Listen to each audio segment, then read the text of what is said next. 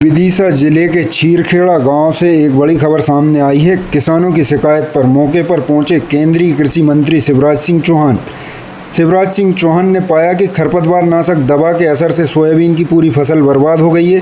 खेतों में सोयाबीन की बजाय सिर्फ खरपतवार उगाया है।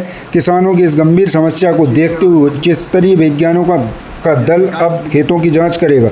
केंद्रीय कृषि मंत्री ने साफ किया है कि संबंधित कंपनी के खिलाफ विधि सम्मत कड़ी कार्रवाई की जाएगी।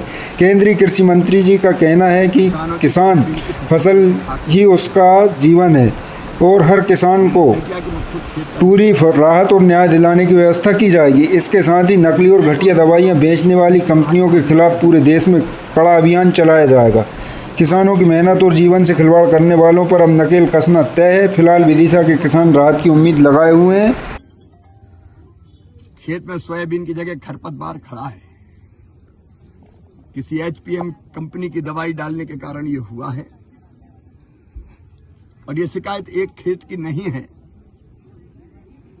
कई किसानों ने मुझे की है। एक उच्च स्तरीय वैज्ञानिकों का दल इन खेतों का निरीक्षण करेगा